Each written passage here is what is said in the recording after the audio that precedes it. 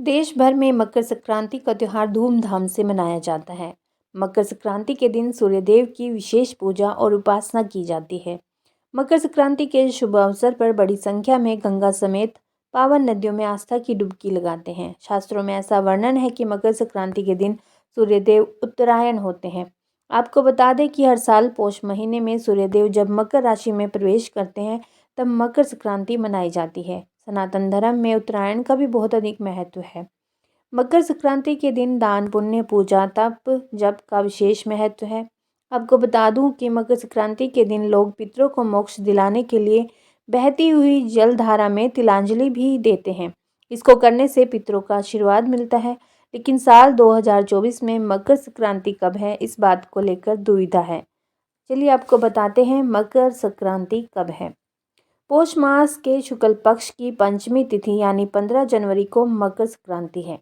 इस दिन पुण्यकाल सुबह 7:15 से लेकर संध्याकाल 5:46 तक है। आप इस समय में पूजा दान और जप तप कर सकते हैं। इसके साथ ही महापुण्यकाल सुबह 7:15 से लेकर सुबह 9 बजे तक है। इस दौरान पूजा और दान करने से सूर्य देव की विशेष कृपा मिलती है। साल 2024 में 15 जनवरी सोमवार के दिन मकर संक्रांति मनाई जाएगी। मकर संक्रांति के दिन सूर्यदेव सुबह 2:54 पर धनु राशि से निकलकर मकर राशि में प्रवेश करेंगे।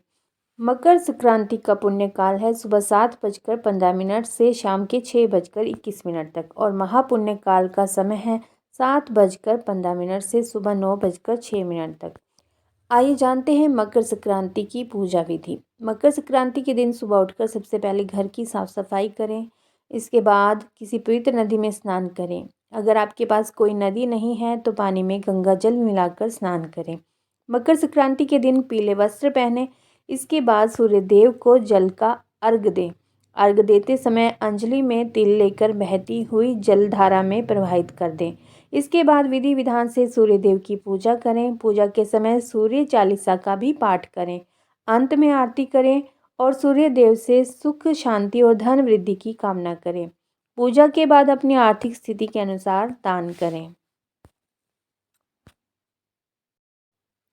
रवि योग में स्नान करने और सूर्यदेव की उपासना करने से जीवन के सभी कष्टों का निवारण होता है। सूर्य भगवान की कृपा से लोगों की आयु में वृद्धि होती है और उन्हें अच्छे स्वास्थ्य का आशीर्वाद भी प्राप्त होता है। कहा जाता है कि यदि रवि योग के समय किसी कार्य को करने की शुरुआत की जाए तो उसमें सफलता की संभावना अधिक होती है। आइए जानते हैं मकर संक्रांति पर स्नान दान का महत्व क्या है।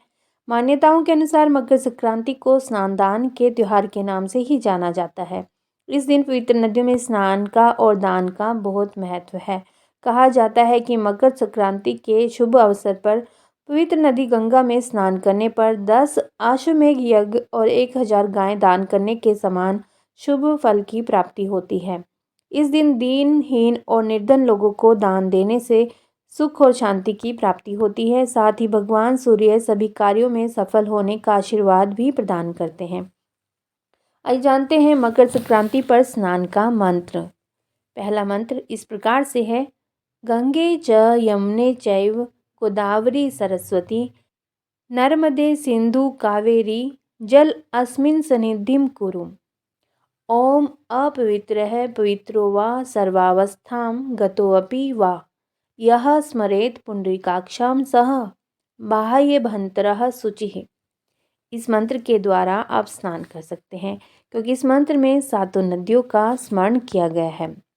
मकर संक्रांति पर दान करने के भी बहुत से लाभ हैं। पौराणिक मान्यताओं के अनुसार मकर संक्रांति पर दीन दुखी दिव्यांग लोगों तथा गरीब ब्राह्मणों को दान देने से व्यक्ति के जीवन से सभी प्रकार के कष्ट धीरे धीरे दूर होते जाते हैं।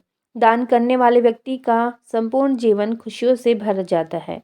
कहा जाता है कि इस दिन दिए गए दान का फल भी अक्षय होता है जो कभी समाप्त नहीं होता। मकर संक्रांति के पुण्यदायी अवसर पर कुछ चीज़ों का दान करना बहुत ज़रूरी है। सबसे पहले अन्न और भोजन। अन्न और भोजन का दान करना मकर संक्रांति पर बहुत महत्वपूर्ण माना जाता है। इस दिन खिचड़ी का दान जरूर करें। काली खिचड़ी, काली दाल की खिचड़ी बोलते हैं जिसे, उसे आप दान कर सकते हैं। इससे घर में सुख और शांति का वास होता है। खिचड़ी के साथ ही इस दिन तिल और गुड़ के दान का भी बहुत महत्व है। मकर संक्रांति के शुभ अवसर पर तिल और गुड़ का दान करने से धन लाभ होता है और मान सम्मान में वृद्धि होती है। इस दिन अनाज का दान करना भी बहुत अच्छा माना गया है। मकर संक्रांति के पर्व पर किसी गरीब को भोजन करवाएं, इससे आपके ऊपर मां अन्नपूर्णा की कृपा होगी। इस दिन वस्त्र दान भी कर सकते हैं। वस्त्र दान के लिए किसी दीन दुखी निर्धन लोग या फिर किसी ब्राह्मण को दान करें। सर्दी का मौसम है तो आप कंबल दान कर सकते हैं, स्वेटर, शॉल आदि भी दान कर सकते हैं। ऐसा करने से जीवन में समस्याएं समाप्त होती हैं और सुख का मार्ग खुल जाता है। इस दिन किसी ज़रूरतमंद बच्चे को शिक्षा प्रदान करने का संकल्प लेना या फिर उसकी पढ़ाई का खर्च उठाना, इसका संकल्प लेना भी बहुत ही पुण्यदायी कार्य होगा। कहा जाता है कि इस दिन गरीब बच्चों को कॉपी किताबें या शिक्षा से संबंधित कोई भी सामग्री दान करें। साथ ही यदि आप समर्थ हों तो किसी निर्धन बच्चे को पढ़ाने का संकल्प लें और उसके लिए कार्य करें। मकर संक्रांति के पावन अवसर पर यदि हम पवित्र जल स्रोतों में विधि पूर्वक स्नान करते हैं और दीनहीन और असहाय लोगों को दान देते हैं तो भगवान सूर्य की विशेष कृपा होती है। शास्त्रों के अनुसार दक्षिणायन को नकारात्मकता और अंधकार का प्रतीक व उत्तरायण को सकारात्मकता और प्रकाश का प्रतीक माना गया है। मकर संक्रांति इसलिए भी खास है कि इस दिन के बाद से शुभ और मांगलिक कार्यों की शुरुआत हो जाती है। दरअसल इससे पहले खर मास लगे होते हैं। इन दिनों कोई भी शुभ कार्य करना सही नहीं माना गया है। मकर संक्रांति से यह प्रतिबंध हट जाता है। सूर्यदेव प्रातः 2:54 पर धनु राशि से निकलकर मकर राशि में प्रवेश करेंगे। मकर संक्रांति का शुभ मुहूर्त इस प्रकार रहने वाला है। यह मकर संक्रांति 15 जनवरी को है। मकर संक्रांति का पुण्य काल का समय 15 जनवरी को सुबह 7:15 से शाम के 6:21 तक रहेगा। मकर संक्रांति महापुण्य काल का समय सुबह 7:15 से प्रातः 9:06 तक रहेगा। मकर संक्रांति के दिन सूर्योदय से पहले गंगा स्नान अवश्य करना चाहिए। सूर्य को अर्घ्य देकर उनकी पूजा करें, सूर्य चालीसा पढ़ें। इस दिन खिचड़ी घरों में भी बनती है जो सेहत की दृष्टि से भी अच्छी बताई गई है। तिल और काली दाल की खिचड़ी का भी सेवन किया जाता है। कई जगहों पर तो पतंगे भी उड़ाई जाती हैं। आइए सुनते हैं इस त्योहार से जुड़ी हुई कथा को।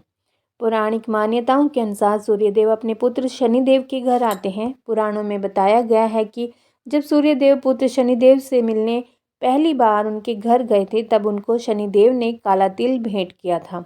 भेंट किए उस काले तिल से ही सूर्यदेव की पूजा की थी। इससे सूर्यदेव अत्यंत प्रसन्न हुए और उन्होंने शनिदेव को आशीर्वाद दिया कि वे उनके घर मकर राशि में आएंगे। घर धन धान्य से भरपूर हो जाएगा। इस दिन काले तिल का दान करने से शनि की साढ़ेसती और ढैया से काफ़ी हद तक राहत भी मिलती है। एक और पौराणिक कथा प्रचलित है। भीष्म पितामह जब बाणों की शैया पर लेटे थे तब उन्होंने शरीर त्यागने के लिए मकर संक्रांति का दिन ही चुना था। यही नहीं, गंगा जी भगीरथ के पीछे पीछे चलकर कपिल मुनि के आश्रम से होते हुए समुद्र से जाकर मिली, वो भी इसी दिन।